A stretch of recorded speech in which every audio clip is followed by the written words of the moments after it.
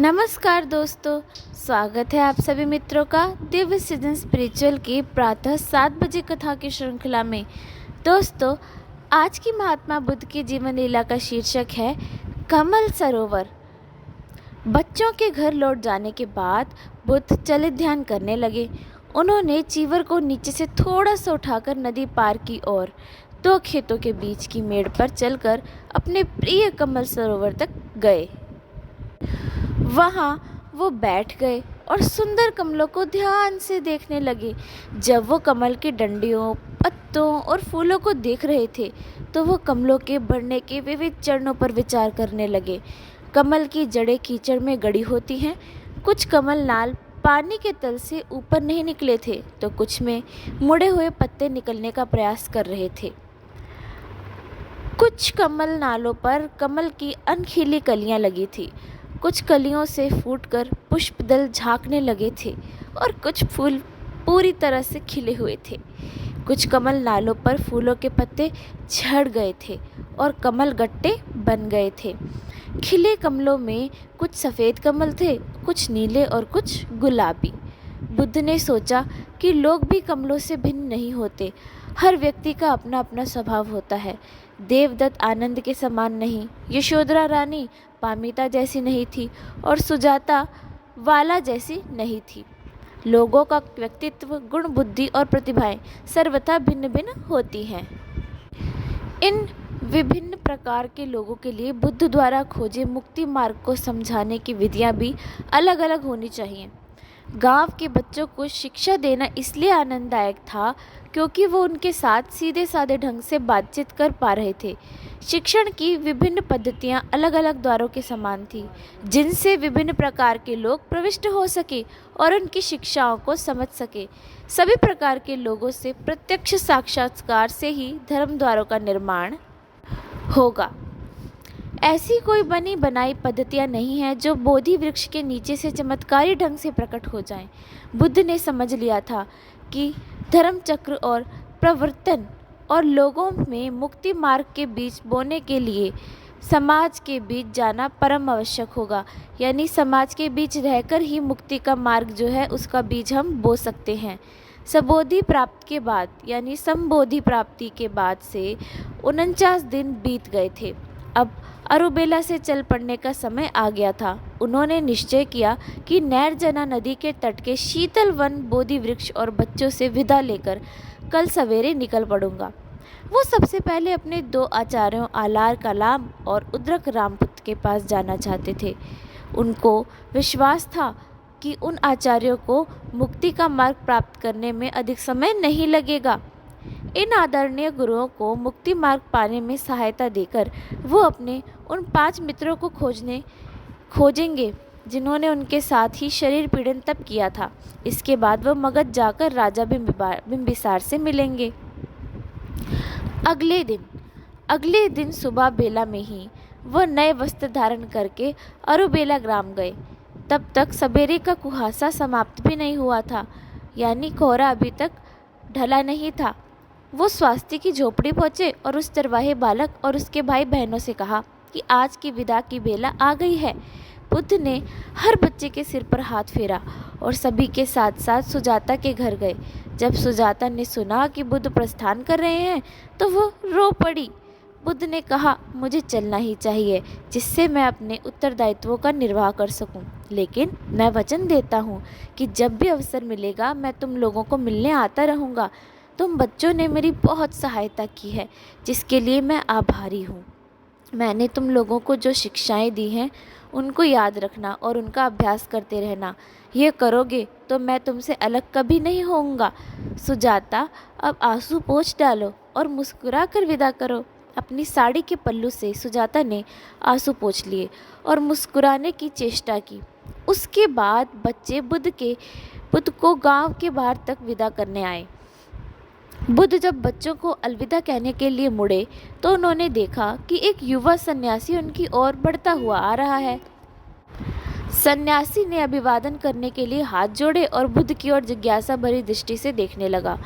बहुत देर के बाद उसने कहा, सन्यासी जी महाराज, आप बहुत अभयुक्त और शांत दिख रहे हैं। आपका शुभ नाम क्या है और आपके गुरुदेव कौन हैं? बुद्ध ने उत्तर में कहा, मेरा नाम सिद्धार्थ गौतम है। मैंने अनेक गुरुओं से शिक्षा प्राप्त की है, किंतु अब मेरा कोई भी गुरु नहीं है। आपका शुभ नाम क्या है और कहाँ से पधार रहे हैं? सन्यासी ने उत्तर दिया, मेरा नाम उपाक है। मैंने आचार्य उद्रक रामपुत्र का शिक्षा केंद्र अभी अभी छोड़ा है। आचार्य उद्रक का स्वास्थ्य तो ठीक है? आचार्य उद्रक का कुछ दिन पहले ही स्वर्गवास हो गया। बुद्ध ने दुख भरी सांस ली। हाय, आखिरकार मुझे अपने पूर्व गुरुदेव की सहायता कर पाने का अवसर नहीं मिलेगा। इसके बाद उन्होंने प्रश्न किया, आपने कभी आचार्य आलार का नाम से शिक्षा प्राप्त की है? उपाक ने उत्तर दिया, जी हाँ, किंतु वह भी हाल ही में स्वर्गवासी हो चुके हैं। क्या आपको कौंडन नामक सन्यासी को जानने का अवसर मिला? उपाक ने कहा, जी हाँ, जब मैं आचार्य उद्रक के शिक्षा केंद्र में अध्ययन कर रहा था तो मैंने कौंडन को और 4 अन्य सन्यासियों के विषय में सुना था। मैंने सुना है कि वे अभी वाराणसी के समीप ऋषिपतन के मृगदाय से साधना कर रहे हैं। गौतम, क्षमा करें तो मैं अपनी यात्रा जारी रखूं? अभी मुझे पूरे दिन तक यात्रा करनी है। उपाक को विदा करने के लिए बुद्ध ने हाथ जोड़ दिए। वो उसके बाद बच्चों की ओर मुड़े। बच्चों, अब मैं वाराणसी की राह लूँगा जिससे अपने 5 मित्रों को खोज सकूं।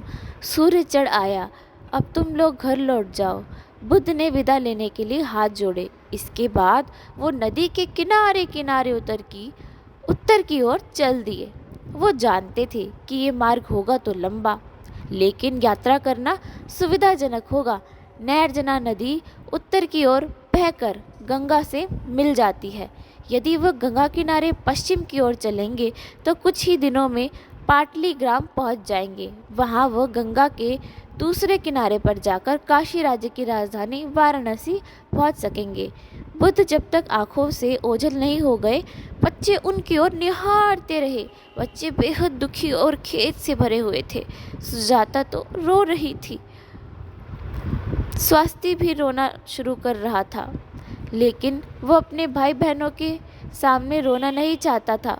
बड़ी देर के बाद उसने कहा, बहन सुजाता, अब मुझे अपने भैंसों को चराने के लिए जाने की तैयारी करनी है। हम सभी घर चलें। बाला, याद रखना कि आज रूपक को स्नान कराना है। भीमा को मैं ले जा रहा हूँ। मैं आपस में बिना बोले चुपचाप नदी के किनारे किनारे वो सब लोग गांव आ गए। आनंद बहुत ही नेक, मिलनसार और असाधारण स्मरण शक्ति के धनी थे। बुद्ध ने जो जो देशनाएं दी थी वे सब ब्यौरेवार उनको याद थीं। भैंसों की देखभाल के जो 11 सूत्र बुद्ध ने बताए थे वे सारे उन्होंने स्वाति तथा राहुल को अनुग्रहपूर्वक दोहरा दिए थे। स्वाति ने अनुभव किया कि अभी उसने बुद्ध के अरुवेला प्रवास के समय की जो बातें बताई हैं वे आनंद को स्मरण हो गई होंगी। जब बुद्ध ने अरुबेला प्रवास की कथा स्वाति को सुना ही रहा था तो वह प्रायः भिक्षुनी गौतम की ओर देख लेता था। उनकी चमकती आंखों से विदित होता था कि जब वह जो कुछ कह रहा था उसे वह कितने आनंद से सुन रही हैं। उसने इस बात का विशेष प्रयास किया था कि जो भी छोटी छोटी बातें उसे याद थी वे सब सुना दे। अरुबेला के बच्चों के विषय में बातें सुनकर भिक्षुनी गौतमी को विशेष आनंद आया, खासकर वन में बुद्ध के साथ सचेतन अवस्था से मिठे खाने की बात का। स्वाति जो कुछ कह रहा था उसे सुनकर राहुल को कितना आनंद आ रहा था, इसका अनुमान सहज ही लगाया जा सकता था। स्वाति ने 2 दिन तक जो कुछ बताया उसके दौरान असज्जी एक शब्द भी नहीं बोले थे, लेकिन ये स्पष्ट था कि इसमें उनको भी आनंद आ रहा था। स्वाति को ज्ञात था, उसको याद था कि असज्जी उन 5 मित्रों में से थे जिन्होंने बुद्ध के साथ साथ शरीर पीड़न तब किया था। स्वाति यह जानने के लिए बहुत उत्सुक था कि 6 महीने तक पृथक रहने के बाद जब बुद्ध उनसे मिले तो क्या क्या गुजरी, लेकिन यह पूछते हुए उसे झेप हो रही थी, यानी थोड़ी सी वो खींच कर रहा था। भिक्षुनी गौतमी ने उसके मन के भाव समझकर स्वाति से कहा, स्वाति, क्या तुम असज्जी से ये सुनना चाहोगे कि जब बुद्ध अरुबेला से चले आए तो उसके बाद क्या हुआ? अब असज्जी बुद्ध के साथ विगत 10 वर्षों से है, लेकिन मैं नहीं समझती कि उन्होंने कभी भी ये बताया हो कि ऋषिपतन के मृगदाय में क्या हुआ। मान्य असद जी, क्या आप ये बताने की कृपा करेंगे कि बुद्ध द्वारा सर्वप्रथम धर्म चक्र प्रवर्तन के अवसर पर और उसके बाद के 10 वर्षों में क्या क्या हुआ? असद जी ने हाथ जोड़कर कहा, भिक्खुनी गौतमी, मुझे मान्य कहकर संबोधित करने की कोई आवश्यकता नहीं। आज हमने भिक्खु स्वास्थ्य से बहुत कुछ सुन लिया है। अब वह ध्यान साधना का भी समय होने वाला है। आप सब लोग क्यों ना कल मेरी कुटिया में पधारें और जो भी हो मुझे स्मरण आएगा आप लोगों को मैं वह सब बता सुनाऊंगा।